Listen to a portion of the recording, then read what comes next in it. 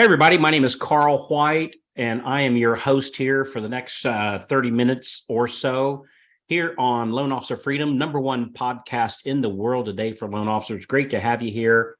And it is an honor to have a very longtime friend of mine, somebody that's really helped me out in my career, Mr. Brian Stevens himself from the National Real Estate Post. My man, how you doing today, Brian?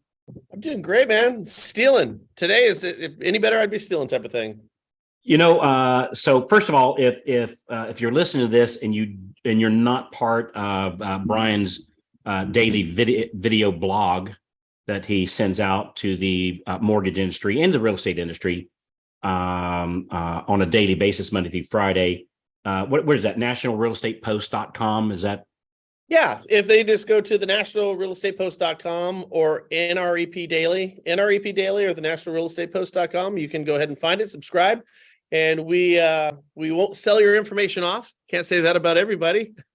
We won't spam you, and you'll get a daily video from us. The what's going on in the market, maybe a little levity with some sales nourishment in there to start your day on a positive note. That's kind of the thinking. Yeah, really good stuff. So I've been listening to that for I don't know, probably 15 years or so. Yeah, I mean, it's been a long time. my hairline was down to here back then. Yeah.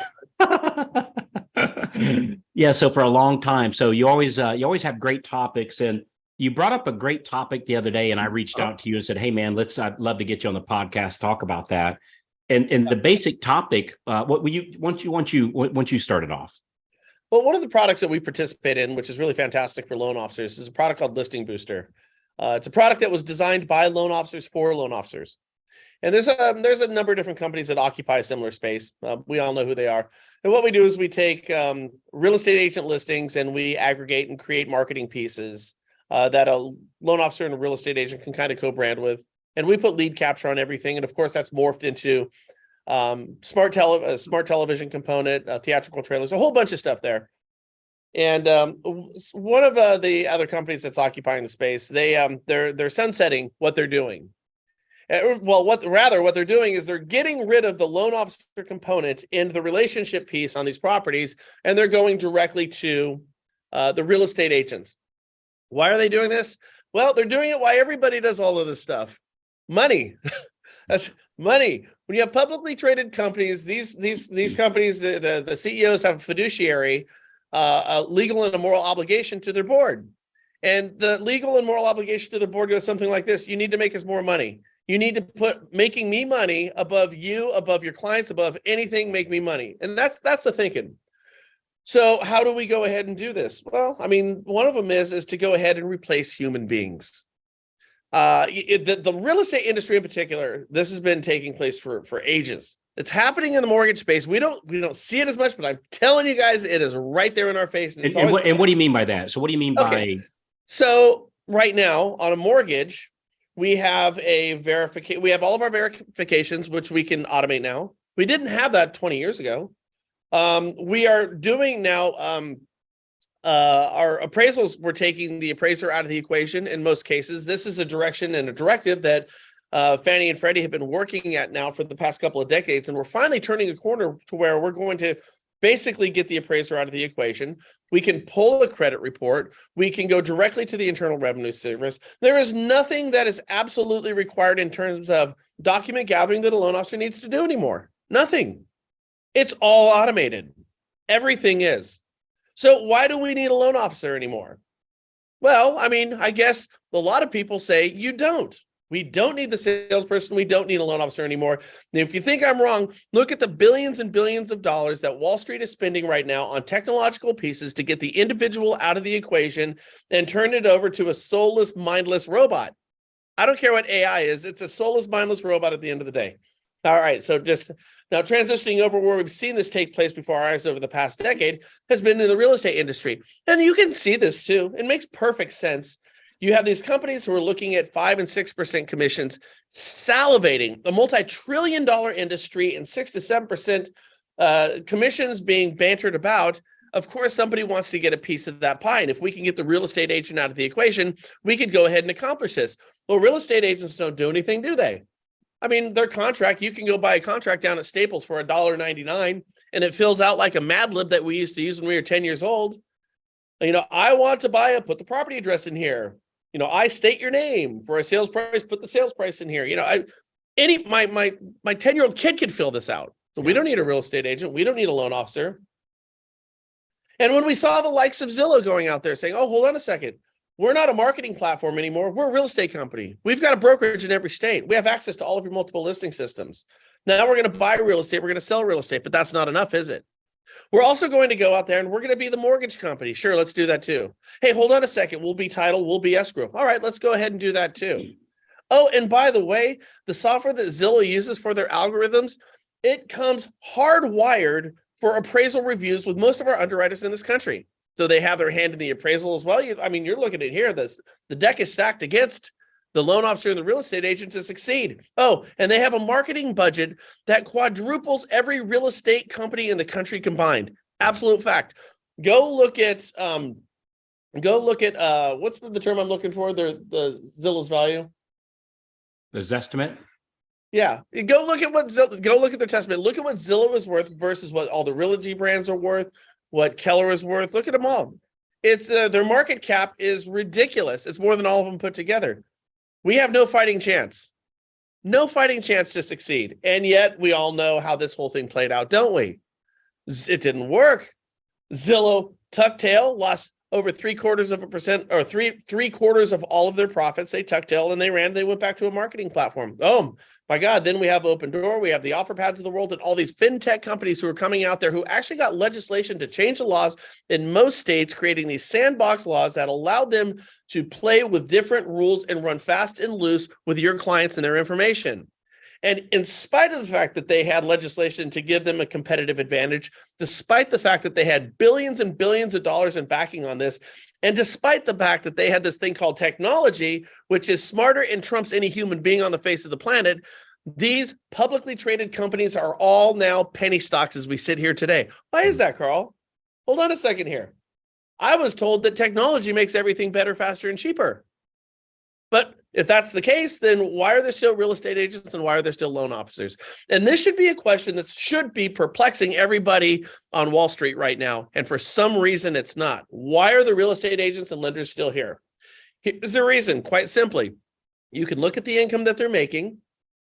You can look at who they are. You can diminish their role, but they are still the fastest, most affordable, most personable, logical means to get from point A to point B when you're buying a house and you need to borrow somebody else's money. That's a fact. We went through this. I thought it was interesting. We went through this a couple of weeks ago when we started looking at where people found their loan officer from. Oh, so we're looking at this and saying, what is it? 4% came from social media. 3%. How many people have all of their time, energy, and resources stacked up in social media marketing right now and come to find out that only 4% of people who are buying houses are going there? 11% from the internet. That's not possible. The internet reigns kings and runs everything. How could that possibly be? Because at the end of the day, we're still empathetic, thinking, loving, feeling, interacting, social beings. That's who we are. And I don't know about you, and I don't think it's an age thing, Carl. You said that earlier. And we have a little bit of bah humbug in us now that maybe we didn't have a couple of decades ago. Sure, I'll give you that. But at the end of the day, if I'm going to make a decision that is going to have long-term and permanent ramifications on the health of myself and my family financially and otherwise, I want to know that I'm going to be entrusted with somebody who does this stuff for a living and who's going to go out there and have a vested interest in the outcome of where I am. And that's going to be a real estate agent and lender. Think of this for a second. You as a real estate agent or lender, you have a legal and moral obligation to your client. You do. You have to go out there and do the best you could possibly do for that client. That's your job. That's your role. That's your obligation. The alternative with these tech companies, like I said, they have an obligation, not to their client, not to your client, not to your neighbor, not to your friend. They have a legal and obligation to their shareholders. I need to make them more money. How do I make them more money? I got to screw you over, the client. I have to find a way to get more money out of your pocket. Not only are they not trying to do the best job, they have a legal obligation to do the worst job. By my standards, that's kind of a scary place to be, isn't it? And then what happened when the market went south a number of years ago? All of these fintech companies tuck-tailed, broke contracts, and turned and ran. Why? Because they don't have roots in our communities. They're not going to your kid's soccer game. They're not going to your church. They're not doing the Boy Scout thing. They're not going to your local mixers. They're not going to your farmer's market. No, they're over there in San Francisco. Well, this is where I live. I'm throwing myself under the bus in my backyard out here in San Francisco or up in Seattle. So they don't have any type of relationship built on the local communities. And then, of course, when they take all the money, what do? They strip mine this money out of our communities. So we have these fintech companies who are based in New York, based in Seattle, based in San Francisco, and they're going to Festus, Missouri, and they're going to go ahead and list a house there, take as much money out of the pocket of that person making $30,000 a year as humanly possible. And then the proceeds they're going to get from that, they're going to take that back to San Francisco or Seattle, where the median sales price for a house is north of $1 million. And they're going to take it out of little old Festus, Missouri, where a local real estate agent and lender would go ahead and recirculate that money into its local economy and keep it going. I mean, we can go on and on and on ad nauseum how destructive and demonstrative these companies are. So when I see yet again, this is a broken record at this point, Carl. When I see another company saying, hold on, I have the latest rendition, the latest version on how I'm going to automate the loan officer or the real estate agent out of the equation on a real estate transaction, I laugh my butt off, because we know how this thing plays out and it never really works. And yet we're seeing it once again. And so my call to action to loan officers and real estate agents are, hey, listen, if you had this product that's now being sunset and getting you out of the equation, do yourself a favor, come over to Listing Booster, check it out, buy loan officers for loan officers, and go ahead and get that marketing opportunity in a transitioning, pivoting market. Get it together with your real estate agent partners and make hay. Let's go ahead and absolutely do this. And here's the thing, and I'll shut up in a minute, guys. No, I'm going to go all day. No, here's the thing is, well, why doesn't it work with technology? What's at the core of it? What's at the heart of it, outside of everything I just told you that's demonstrative, is because everything is built on an algorithm. Everything is built on the idea that we are going to have everything in real estate is the same circumstance, and we're going to have the same outcome, and we can pop everything into an algorithm. And as long as we follow the recipe, everything is going to work out perfectly.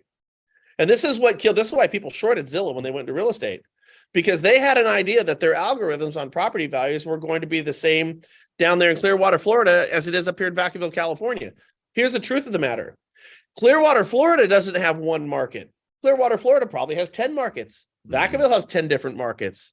You go down to Dallas and you've got communities down there that have faulty foundations. It's a huge, huge issue in certain areas over there, and it affects the values on properties.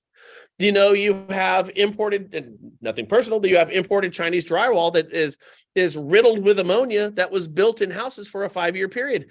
That's all toxic. That's problematic. It's sprinkled all throughout the country. Not everything is built in a subdivision like you're going to see out in Phoenix. You have spec homes. There's so many dynamics and variables. And then, as we know in real estate and lending, what happens today was not the world we were living in yesterday. Mm-hmm. Loan officers, how was your business 2 years ago? Oh, when we put $4 trillion through a $2 trillion tube, we put the proverbial golf ball through the garden hose, and we did it.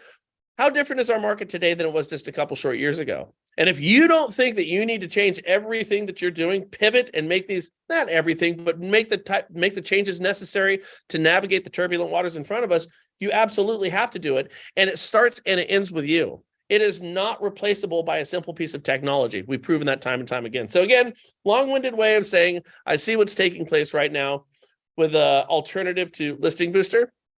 And I just giggle. Because I see how the story plays out. And by the way, depending on how you look at it, to me, it's kind of a comedy. But I got to imagine for investors, they're going to find out that they're really watching a tragedy. If you'd have asked me, let's say 7 years ago, how much longer is there going to be such a thing as a loan officer?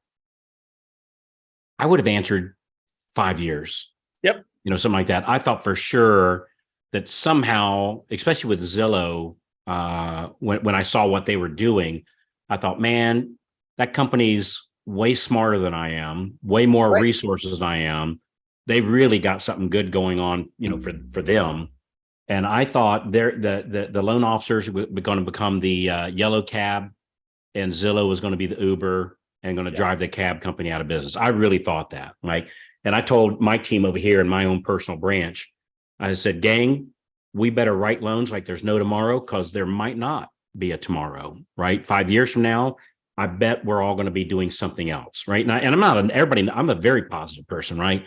But I thought that's just it's going to happen, and it never ceases to amaze me, which is what got me interested in this topic with you.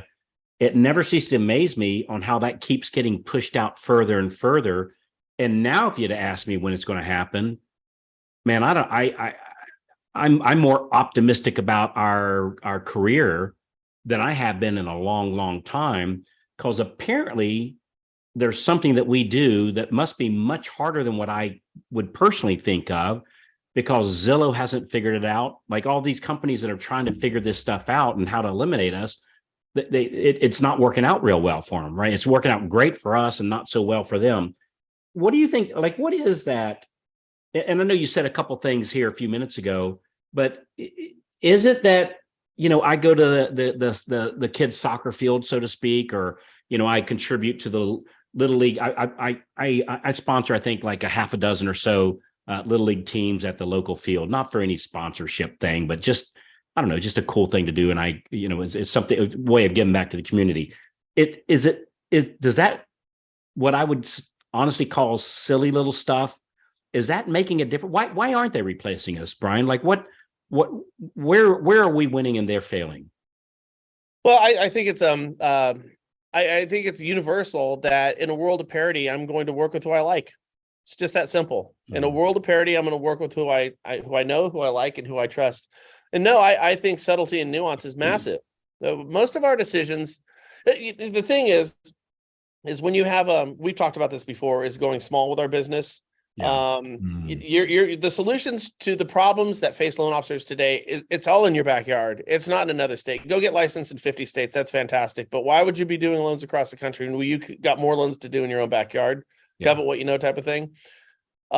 People don't really truly hear you and trust you and believe you until they kind of know you. There's that personal connection. I think that has a hell of a lot to do with it. And that's where these large companies fail. They can't get into our own backyards. And I know for myself that if I'm going to entrust myself, my life, my health, my finances in the hands of somebody else, I want to know or believe that person's invested in the outcome. One of the things I always said, Carl, this could be, I don't care how anyone takes it, but if I had to have major surgery done on me or one of my kids, I would frankly rather have a woman cut me open than a guy. And why is that? Because I think women, by and large, are more empathetic than men are. I think we're kind of hardwired that way. And at the end of the day, I would just as soon, if somebody's going to take a scalpel to me, actually care about the outcome, And it's the same thing with our finances. I think this is kind of how it goes. And we marginalize the importance of the human experience because it doesn't fit on a spreadsheet. You know what I mean? It just doesn't, you can't qualify the human experience, on your you can on your P&L, but you have a hard time explaining that to an investor. But at the end of the day, we're all people. And I think we're all kind of hardwired similarly. I think I think the subtlety and nuance of the individual experience and connecting with people is hugely important. One of the books I read, I forget what it was called. It's about the art of the negotiation. What was that called, Ken? The yellow book? Splitting the difference. Never split the difference. Yeah, great book. It's an absolutely fantastic book. And when you're talking about negotiating, one of the things he says, people universally just want to be heard. They want to be heard. Like they want to believe that whatever they're saying is important to whoever's listening to it. That's why asking questions is better than telling people what you do. And he goes, if you just listen to somebody and somebody's got a problem with you and you just shut up and listen, you're halfway to the solution, provided you just shut your mouth and listen. And he says, listen, people aren't going to hear you and what you have to say, even if it's valuable to them, unless they believe that you're listening to them. And I think that quality is completely overlooked by a lot of these tech first companies. And for a lender or real estate agent, here's the other reason why these companies fail. We are a mortgage company first, a technology company second. So what we do is we mortgage first, we understand it, we know our guidelines, we know our product, we know our people, we know our communities, and then we add technology in to enhance what we're doing. And of course it has a place. It's wildly important to enhance, but not to replace. The problem that we're running into with real estate and lending is everybody wants to put the cart before the horse, where you have a technology first and a mortgage company second. That's what Zillow did. And their mortgage company fails miserably. It's the same thing with real estate. You put technology first and real estate second. And what you're doing here is you're marginalizing the product, aren't you? You're saying the product doesn't matter as much as my ability to manipulate the market and by extension, the people. And that's what they're doing. And so we're not going about this we're looking at a short-term solution to a long-term problem. And the one thing about real estate and lending is our industry is the definition of insanity. It really is. If you're a lender, you should be crazy. If you're a real estate agent, you should be crazy. I'm not joking about this, because what you do is you have the same problems over and over again, and you correct the problems, you fix the problems, and once that transaction's done, you go to the next client, and the same problems pop up again. It's doing the same thing over and over again and expecting a different outcome, and we never have a different outcome because we deal with a similar type of problems, don't we?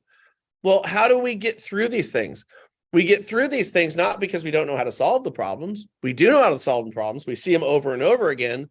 We get through the problems and we get to the referral point on these is because we have empathy and we have the ability to connect and help walk people through the problems. And you don't get that with an algorithm.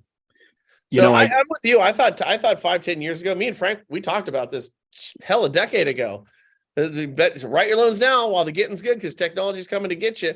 And as I've seen this stuff roll out and progress over the past 10 years, I'm with you on this. I'm like, I'm kind of happy this is how it's going down, because I don't see a viable solution in front of me. Yeah, I don't think I've been this bullish, which means behind it, expecting good things. I don't think I've been this bullish about the industry in a very long time. And I get it right now, this very moment, a lot of people are struggling a little bit. But I don't think it's because there's anything wrong with the mortgage industry. And frankly, I don't think there's anything wrong with inventory. And I don't think there's anything wrong with the purchase market right now. I think, and this is a whole nother topic, I think the biggest problem that we're dealing with right now is loan officers, myself included, got used to a tailwind of 100 miles an hour coasting downhill. And frankly, we forgot to pedal. We forgot to pedal. We forgot that, hey, when the tailwind stops, we still have to pedal. And there is no, I've paid my dues to this industry. It's just like taxes. I paid my dues last year. If that's right, well, guess what? You got to pay them again this year, and then next year, and then next year. But I'm very bullish. And I think you're onto something about the personal nature and us not being a technology company. We're a mortgage company first, a technology second or third or so. Because I saw a thing. It was on that, you were kind enough to have me as a guest on your show here, I think last week or the week before. And we were talking about how people found their loan officers. And one of the things that really caught me was that 14% of the borrowers, the buyers, found their loan officer with their current bank. 14%. That number shocked me. I thought it'd be much, much higher. Because, here I am, I've got money in my bank account. They know me, I know them. I trust them enough, I guess, to keep my money in their account. We have a relationship, I guess. They send me a notice each month, you got this much, and here's the fees we're charging, or whatever, so we have a business relationship.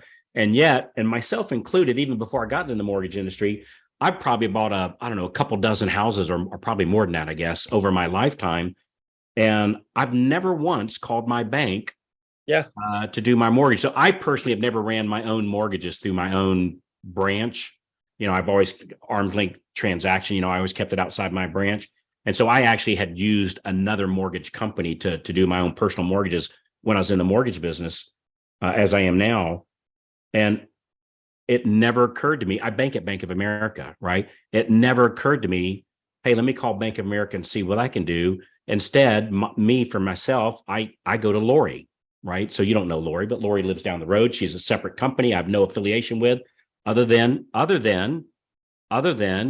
she goes to my kids' soccer games when they were young kids. Yep. You know, literally, she would go when our kids were both at the soccer field. She'd go to the soccer field, and in fact, I'm seeing her this evening. There's a new band coming to play in a little outside venue here in my little small town of Palm Harbor, and she literally, my wife just came in an hour ago and said, "Oh, we're meeting Lori and Mike at the little thing, and there's a new band they want us to hear." That's my loan officer. So isn't that it's very interesting that apparently this personal nature plays a bigger part than what I thought. And man, those big guys just can't figure that part. So I found, like, I'm not going to battle those guys. Like, they're amazing at technology. You're the one that told me this other week. I'm not going to out technology them. Don't even try. Not even their budget on that is way beyond what I could ever dream of. Don't challenge them on that part. Challenge them on the personal nature part. That, because apparently this is still a people business, and all these companies going out of business. These what were billion-dollar companies that you mentioned the other day are now penny stocks. They can't do what we do. So it's we can kind of pat ourselves on the back a little bit here. Yeah, if you give me one real quick second, I just got off the phone with a loan officer down in Florida, and she was very flattering to a non-QM company that I play with, and so I wanted to find out, like, what the experience was, and then I want to start doing more, interviews with loan officers out there, just find out what's making them tick as the market's changing before our eyes. And she said something that was really interesting. She's closed in 4 deals last year. She did 2 deals a month, which I'll tell you what is respectable. Yep, absolutely. Now she's averaging 4 deals a month, and she's almost at 5. She's getting close to 5. That's doubling. Here's the deal. She's got 3 kids, all that are under the age of teen. Okay, so she's got 3 young kids. Her ex-husband is out of country. So to say she's a single mom, she's a single mom on steroids. She's doing this thing. She's raising 3 kids, and she's a full-time independent mortgage loan officer, and she's killing it. And so I was talking with her about what she does, and she says, hey, if I'm going to go places, if I'm going to do things, first of all she does is she surrounds herself with people that she knows, she likes, and she trusts. She goes, I'm good. That's who I'm going to work with. And she has found herself. She says, when I go out and I do things, if I'm going to go out to coffee, if I'm going to go out to dinner, if I'm going to go out and do something, I would just as soon do it with somebody who I could have a business relationship with that I actually like. So it's kind of the shortest distance, both socially, personally, and professionally. Can these things go together? Can you actually enjoy somebody's company who's also a referral partner? And the answer is emphatically yes. Of course you can. Yes. But she said something that just cracked me up. And this is when I knew I loved her. She said that she was talking with a gal, and she saw my shirt. She goes, oh, the Dropkick Murphys. She goes, I got a realtor who teaches Irish dance. And I said, oh, she goes, yeah. She goes, how I met her, I was talking with her, and she was teaching Irish dance. And she says, I needed to get my kids into something to do during the summertime. So she went back home and she told her kids, 3 kids, you're all going into Irish dance tomorrow. She put all of her 3 kids in Irish dance. They needed to do something, so check that box. She needs more referral partners, check that box. Time for her is very, very limited. How does she stay in front of her kids or referral partners? Check that box. And so she goes, oh, my son's, a couple months into it's going, how long do I have to do this for? And I'm laughing my ass off because we all have kids and know how this stuff goes down. And she goes, but my daughter loved it and she stuck with it. And now she does this. And now this is not just a real estate agent I'm working with, getting referrals from. My daughter's in love with her Irish dance class that she's now been taking for a couple of, like, the whole thing worked out. Yeah. These big, soulless, impersonal, tech-based companies, that's not even on the radar of stuff that they can do. And you've got over 3 million licensed real estate agents in this country. I'm not sure what the number of loan officers is, but let's call it 500,000, a million. I'm not sure. We have numbers. They can't play your game when you play your game at your best. They can't do it. When you engage your community, when you get small, when you start talking with folks, when you start sending out your local videos, when when you start responding, when you pick up your phone, like all of these things that we do, surround ourselves, put ourselves in the middle of our community, because everybody like that you talk to, this is, I'm not being silly about this. Everybody that you talk to everybody that you know, they all don't want to live underneath a freeway overpass. Nobody wants to. They all want to live indoors. All of them, every single person. Okay, so who lives indoors? Well, that would be everybody. So where does your opportunity lie? Well, your opportunity lies all around you. I was toying around with this thought. It says, you need to be on your game when you're in the game. And for a loan officer and a realtor, you need to be on your game when you're in the game. When are you in the game? Well, if everybody and everything is an opportunity to you, there's your answer. We always need to be in the game. And when we are in the game and we understand what we're doing, yes, you could be tactical. Yes, you could be strategic. And yes, you can also do this personally to the benefit of absolutely everybody. It's called cake and you're eating it too. This is the direction that mortgage loan officers and realtors need to start pivoting going forward. We do have harder days in front of us, but you know what? I like it because all it's going to do is just weed out the weak. That's just going to weed out the weak. And so when we start to understand that immersion into our community is going to make us better, frankly, make us happier, enrich our relationships with folks, it's also going to create more business and business opportunities. And the big box lenders and the deep pocket tech companies, this will never be on their radar because they can't duplicate you at your best. Good stuff, brother. Man, Brian, you're just one of those guys I literally can talk to all day. I really enjoy it. And we haven't seen each other in face to face in a long time. We have to put a change to that, man. I'd love to. Yeah. Hey, you want to come to California? I'm down. You want me down in Florida? We can do that too. Well, I'm good for either one, but I do love your little town of Vacaville. I do. So we'll have to map that out. Hey, just one more time, just real quick. And everybody knows here that here on the podcast, we don't do any paid endorsements. Anything that I endorse is because I personally use it or I know people that are, and there's never exchange of money here on the podcast.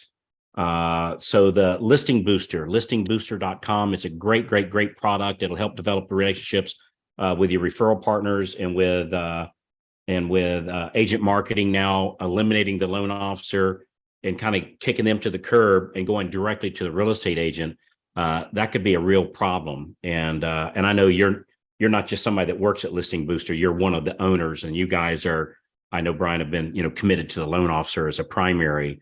And so I strongly recommend go and check it out, listingbooster.com. It's a great marketing tool to help you with your relationships with real estate agents. So you've been doing that for a long time. It's been a great service, and I highly recommend it. So listingbooster.com. Go check it out and let me know what you think about that. Anything I should ask you, Brian, or any did I miss anything? Anything that we should have gone deeper into? No, absolutely not. Make it a great weekend, right? Yeah, make it a great weekend. It is going to be a great weekend. So as we're recording this, it's Friday, and any plans for the weekend, brother? I gotta, actually, it's funny. A lot of my friends, this is again where everybody gets married at the same time, then everybody has kids at the same time, everyone gets divorced at the same, like all these things. It just, and I'm in a spot right now where everybody's retiring at the same time. A lot of folks who I know who've, got institutional type jobs with the state, with big companies. So I'm going to go MC a retirement dinner up in Carson City, Nevada. If you don't know what Carson City is, if you've never been out, if you're watching this on the East Coast, what is Carson City famous for? Oh, they're brothels. It's a Carson City, Nevada. I'll tell you, there's an interesting thing going on out there. So I'm going to be emceeing a dinner for a dear friend of mine who does finance for Harley Davidson. She's done that for the past umpteen years, and so she's going off to Grace right now, and I get to go over the Sierras. It's going to be a beautiful drive, go through Tahoe, and see a great friend. So yeah, Carson City. I've been there before, not for any other reason, but I've been through it. Just because it's an old iconic Western town, and we're on our motorcycles, and we go through all these little iconic towns like Dodge City. I've been to Dodge City and all these just iconic cities. So you want to hear something real funny? We're going over here, but this is really fascinating. So in Carson City, Carson City is 2.5, 3 hour drive from the heart of Silicon Valley, where Google is, where Tesla is, where Apple is, where Facebook is, where Twitter is, where everybody is. It's about a 20-minute jet flight from Carson City to the Silicon Valley. Okay. It's one of few cities that it has its own year-round natural water source and supply. All the Sierra Nevada mountains, you get the Truckee River, goes right through there. They've got permanent water. They have no natural disasters. There's no fires over there. There's no storms. There's no hurricanes. There's no tornadoes. There's no earthquakes. There's nothing over there. It's an ideal spot. It's in the middle of nowhere. So anyways, Tesla went out there and built the largest square foot building ever in the history of the world. Right now, bigger than pyramids, bigger than anything. Per square footage, the biggest building in the world ever is in Carson City, Nevada. And they built it on 50 million acres. Okay. And what they're doing out there is they're building more lithium-ion next generation batteries than the rest of the world combined in Carson City, period. How we're running our fueling our world.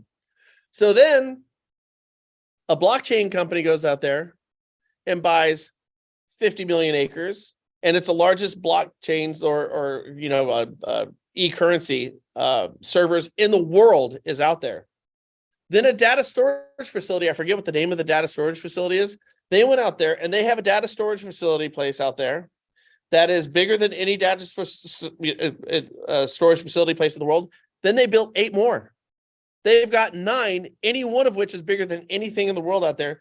Then Google bought 50 million acres out there as well. They built a whole city. It is how we store information, how we share information, how we change our currency, how we run our world with lithium-ion batteries. All of this right before our eyes is being built on hundreds of thousands of acres in between Reno and Carson City, Nevada, in an area with no natural disasters, where property is cheap, its own water source, and it's a 20-minute flight from the Silicon Valley. Nobody's talking about this. It's crazy. Here's the reason I bring it up, since we do real estate and lending. There was one guy who sold all that land, hundreds of millions of dollars in real estate transactions for all of that land. He's the guy who owned the Mustang Ranch. True story. You can't make this stuff up. This is Hollywood on steroids. That is too funny. Isn't that nuts? Well, I'm glad to hear Tesla's got that battery plant up and going, because I've had the Tesla truck on order for about 3 years now, and I'm almost like tapped out. Went, screw it, I'm just going to go I've got a Ford F-150 now. It's it's not my primary, but it's a little car. When I go on trips, it's a great drive, and I'm almost ready to tap out and go get me a new Ford. But I'm really looking forward to that little Tesla truck. Those are cool. I think those are super cool. It's not the sharpest thing that I've ever seen. It almost looks like a moon rover, kind of thing. But I think they said it's supposed to have like a 600-mile range on it, and for long traveling, I thought, man, that'd just be ideal. And so anyway, here and there. Brian, I love you, man. You're just an outstanding dude. I really appreciate you. I appreciate our relationship for years and years. And I appreciate what you've been doing to our industry for a very long time. So go check out listingbooster.com, let you know what you, I'd love to hear what you think about it. I'm sure you'll be a fan like I am. And so thanks again, Brian. Appreciate you, brother. Thank you. Talk with you soon. All right. Hey, thanks for listening. Appreciate this. We always appreciate those, when you forward these episodes to your friends. That helps grow our, the algorithms, helps grow the database of people that we can, share this information to, share our coolness throughout the loan officer world. And thanks so much for those reviews. They definitely help us out too. So, all right, that's it. So thanks again, and we'll see you on the next episode of Loan Officer Freedom. Thanks again, everybody. Bye-bye.